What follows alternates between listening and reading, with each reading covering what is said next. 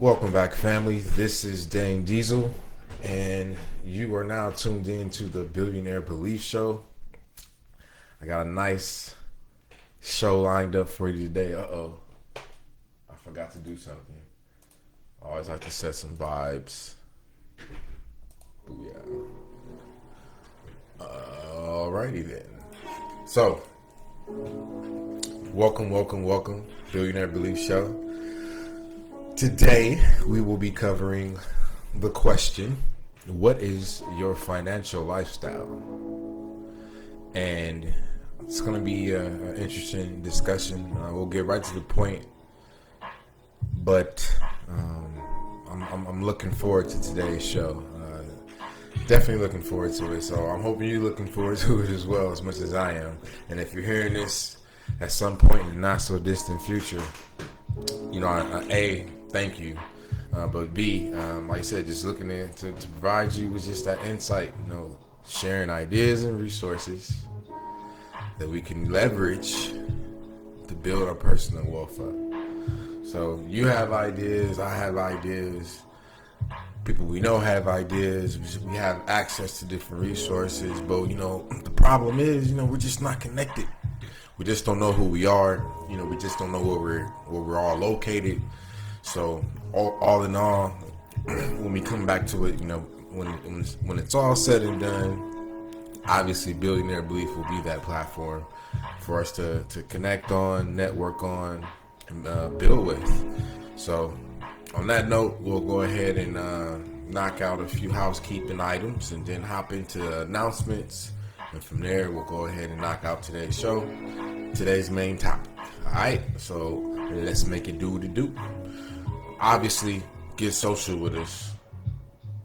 That's how we go bridge the gap.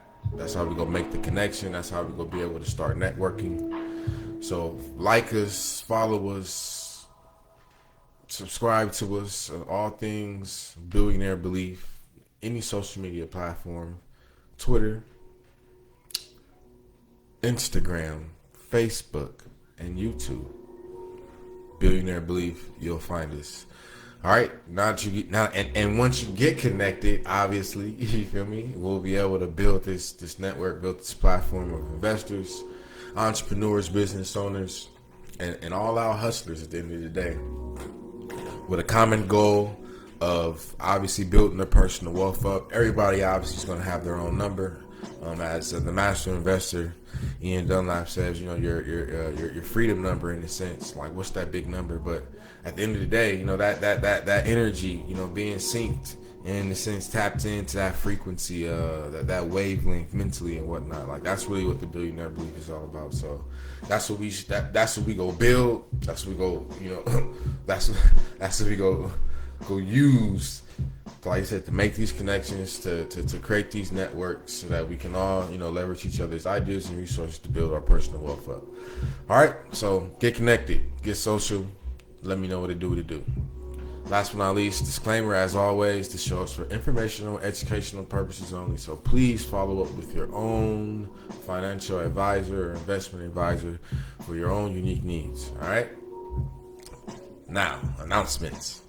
Obviously, as always, every month, go ahead and drop a newsletter that's ultimately a digest of all the ideas and resources that I personally come across and that I believe will help you get that gem or two so that you can add that to the toolbox, or to your jewelry chest, or to your treasure box, whatever you want to call it, and be able to pull that bad boy out when you need to make some moves. So obviously, like I say, you're focused on building your personal wealth up, as am I, as well as those I choose to associate with. So, like I said, I'm just being a voice to change, and I do that through my newsletter at The Long Play, and I encourage you to sign up at any of our social. We're pulling up the web, and we want to go to Twitter. When you go to our page, just click on our link. Once you get to our link tree, which I still have to fix, Once you get to the link tree, just click on join newsletter. Let's see if they. All right, we in the game. They fix it. Good looking out, MailChimp. So now, boom, first name, email address, subscribe. It's just like that. That's simple. Every Friday, not every Friday, but the last Friday of the month, you will receive the newsletter. You will receive the digest, and like I said, all things, ideas, and resources to help you build your personal wealth up. The best of what I've come across, and just hope that you will be able to use and tap into to do what you got to do on your own level, on your own timetable, so that you can build that personal wealth up. Because like I said, we got loved ones. We want to be able to take care of them. We want to be able to make sure that they have the best education, healthcare, living environments, travel experiences, things like that. We all obviously, we just all want to win. We all want to, do great things, experience great things. But it's going to take a certain things being done a certain way, as Wallace D. Wattles talks about in The Science of Getting Rich. You have to do things a certain way. And today we're going to talk about that certain way, those certain ways that it typically goes down or tends to go down. All right. So on that note, we'll go ahead and talk about some software development updates and then some stock investing updates. As far as software development is concerned, I'm definitely starting to get the hang of it a lot more. So today, I made a tweet where I said, studying code and realized I need to focus on 5 fundamentals to have a basic understanding of JavaScript: functions, objects, methods, decisions, and loops. And those are what I've come to realize are the basic building blocks of JavaScript. So mastering these 5 fundamentals, in a sense, will give you the basic understanding of what it takes to use this specific programming language, which is the most used programming language in the world. So all things JavaScript at the end of the day, no matter what level of the stack you want to be at, you're going to come across some JavaScript or need to use some JavaScript. So might as well learn it. That's my approach to it. But like anything else, like I said, going back to building a high income skill, that's the whole purpose of me sharing, what the software updates. But I was talking to one of my partners recently. We'll talk about that on a future show. But we was just talking about give me some good game, as far as becoming a millionaire, because he's steps ahead of me. He's pages ahead of me. But like I said, he always looks out. He always comes back. He always shares. He always looks out for your boy and gives me pointers and tips, definitive targets. I would just say that's really what my partner's been able to do for me. The homie gives me specific targets that I can shoot for and plan for, as opposed to just ambiguous things like, you got to put some work in, you got to grind, you got to work hard. All right, first you need to stack 200,000, and then from there you put that money in you know what I'm saying, you do this, like the steps, you feel me, like not just the ambiguous work hard, work harder, you feel me, I know that there's a method to the madness, in a sense. There's a method to becoming a millionaire. What are those steps? Because I personally don't mind doing the work. I just want to know what the work is. And so that's really, like I said, going back to the genesis of Billionaire Belief, that's really what, why I'm here literally today, is because, that was, I felt I needed to figure it out. What were those steps? And obviously, there's obviously, a million ways to get it. Choose one, is, Joe Budden made famous. But it's like, what is one, though? You feel me? What is one thing that I can do? And I know that a lot of us don't really get an opportunity to ever get put up on any sort of knowledge, any sort of game that will give you one path that you can try and definitively do that makes sense. And so I appreciate the homie for blessing me with the game. And like I said, now I'm here to share it with you. So on that note, like I said, high income skill, obviously earning income is an important part of the wealth game. So earning as much income as we can, because obviously, working isn't the issue. You know, we gotta work. You know, nobody. Well, some people do want to just chill at the crib all day, but you know, at the end of the day, you know, you want to get out there and have some fun. You know, make it do what it do. So, you gonna need some income. I mean, like it's for survival. You feel me? Like there's a spiritual aspect of life, but then there's a real survival aspect of life. And you know, you gotta respect what's real, and you know that survival is real, and you need to plan for it. You can plan for it, and you can make moves. And the biggest move you will ever make in regards to your survival is, you know, putting your money to work for you. So on that note, we'll quickly go into stock investing updates, and then we'll hop into the main topic. So stock investing updates. At the end of the day, bro, the stock market is a beautiful thing, and you know I'm still, you know, getting adjusted to this iPhone, so I'm still loading up apps and whatnot. And one app I put on was Webull again, and I'm looking through some of my old. What was I? I was looking at some of the old watch lists that I had, and I'm just looking through everything, and I'm just kind of looking at it like, all right, man. Like I remember y'all had AMD, you know, I had Micron, or I had certain positions. And this is when they were, you know, kind of coming out of the coronavirus. And when I first kind of got serious about investing in stock, because I understood what I was doing now. All happened during 2020, the pandemic. So that's the pandemic. So when we be like the pandemic, we gonna know it's 2020. But like I got real serious about stock investing during the pandemic, and almost you know what I'm saying, a full year, full circle. I'm feeling good, you know what I'm saying. I have some results. I got some work to show, and I just know it's just about doing more of the same and just growing that, and enhancing what I'm doing to grow it moving forward. But all in all, you know what I'm saying, like we making moves. So far, well, let me see. I'll just check him out real quick. So all in all, over the last year, we are up 3%, which is better than. Like I said, we beating the banks, y'all. Because I got an account at Ally, for example, online savings account. This is who I use, and checking account, checking in savings, online savings. What rate are we being offered today? 0.5.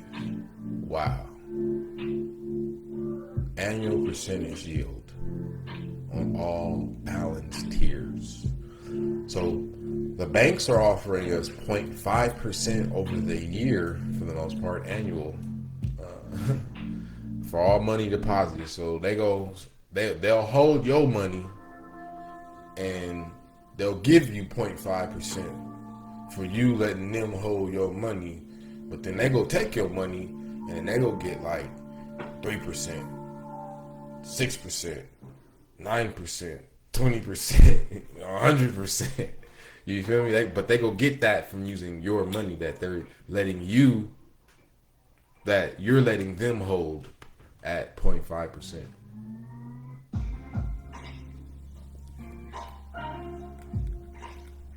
Pellegrino. So it's interesting. You know, we have to just make. Like I said, we gotta make better financial decisions, and that comes down to what we're going to be talking about today, which is our financial lifestyle. Well, the basic financial lifestyle types, and you know, just what they produce as far as outcomes, and then you know how they're, in a sense, formed and created, and what they influence as you are making decisions in your life. So let's get right into it. So the stocks is doing good. Like I said, I'm up 3% over the year, and it's better than the 5.5% that I'm getting. That I am getting on some of the money that I do have stored in cash via Ally Bank. But you know what I'm saying, if you want to go to Chase savings account, like what is Chase giving us? This is where I use my checking at. What are we getting, Chase? What are you giving us, Chase? See, you should be right in our face. See interest rates. What are you giving us? What is this? Why do they need my zip code? 0.01. So at least Ally is giving you 0.5. They're giving you 0.01. Are you serious? Oh, this is. Oh man, this is disrespect. I'm upset. Low savings rate make me.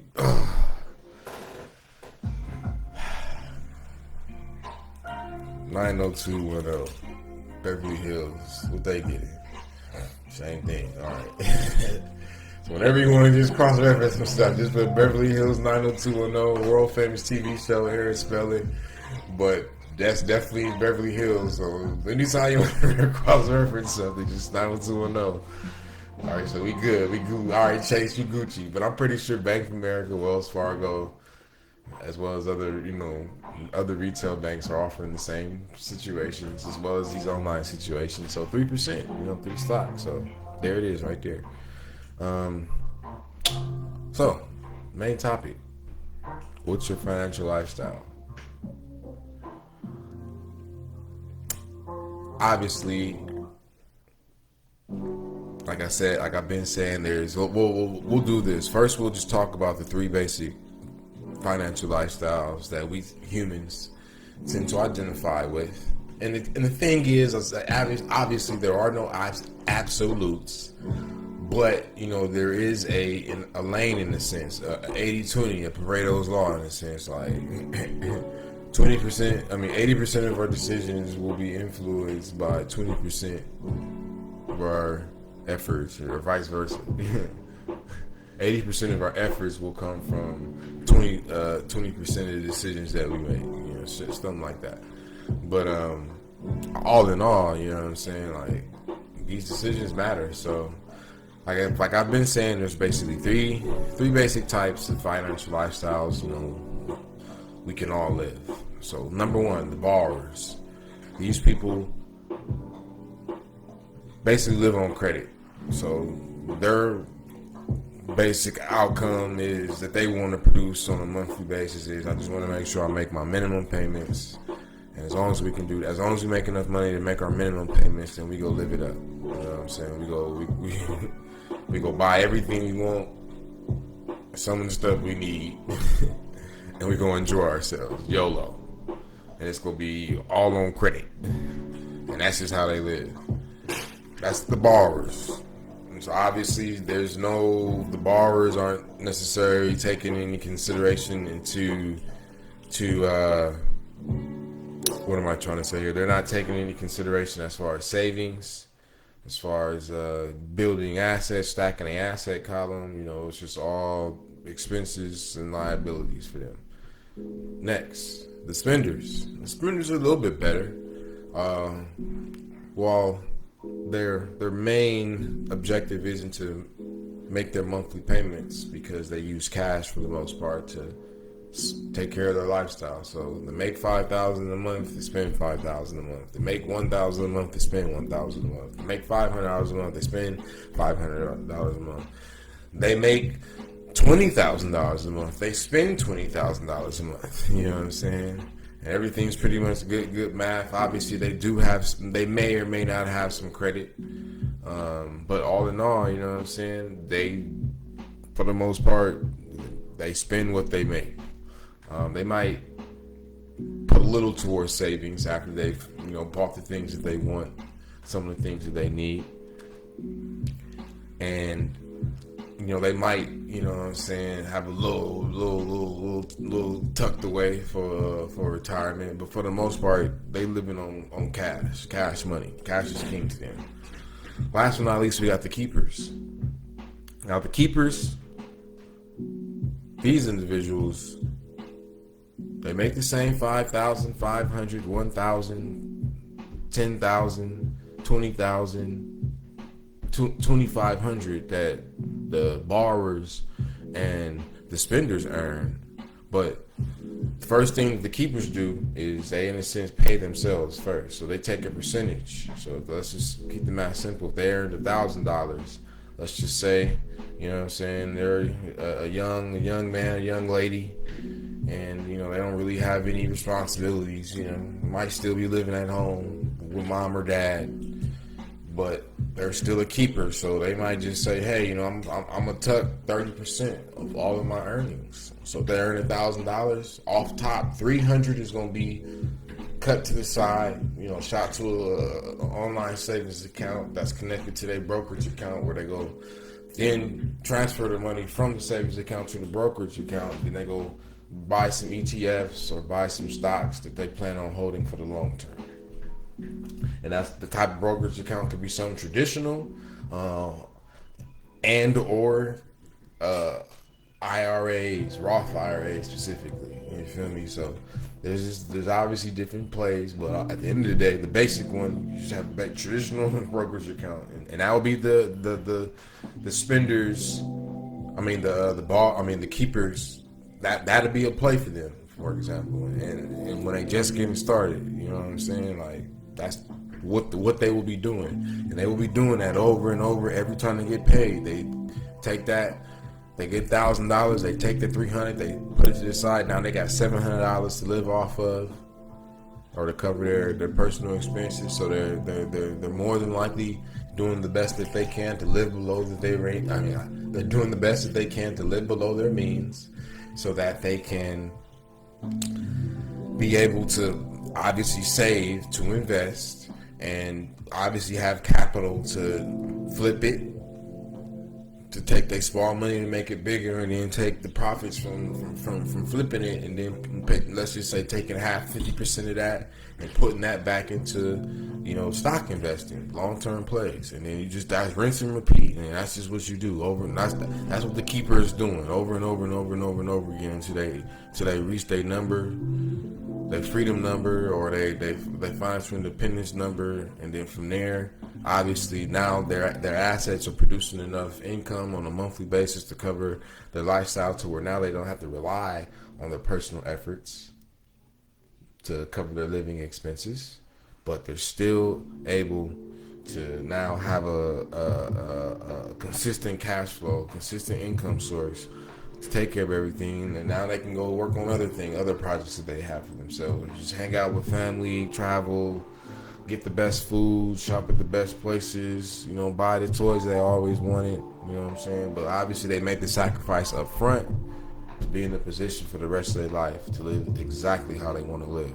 So that's really the decision that you have to kind of come down to. That's the ultimate decision at the end of the day when it comes down to it, when it comes to you choosing to be borrowers, spenders, or keepers. It's, am I willing to make that sacrifice?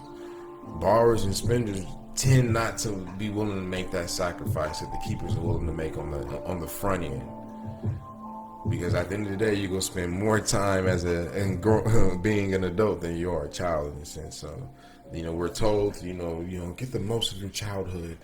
They're kids. Kids need to be kids. They need to enjoy themselves. But it's just like, the sooner you get started, the better. I was just peeping some game right before I hopped on. Shouts out Market Mondays, EYL, the Master Investor, Ian Dunlap. But there was, I think, the brothers from EYL was on the Breakfast Club, and they was talking about just, a myth that gets told, in the African American communities, and it was basically just like, working hard. It's just like, I know people who work 2 or 3 jobs and is always still broke, as opposed to the people that put their money to work for them. So through investing in the stocks, for example, gotta make it do what it do. So the choice is yours. You know what I'm saying? Like, obviously your financial lifestyle was significantly influenced by your upbringing, and from that, you know what I'm saying, it now influences the current financial decisions that you're making in your life. So, take some time to evaluate, where you've been, what you're doing, and where you want to go, so that you can make sure that you live in the type of financial lifestyle that's going to help you get to where you want to go. Because I think, always remember, like, the more money you make over your lifetime, and obviously, let's just say, the more you go save, but you're going to be making more, so you're going to still be able to spend more and enjoy life, you know what I'm saying? So don't think that, you ain't going to never be able to enjoy it. You will, but just remember, put the work in up front.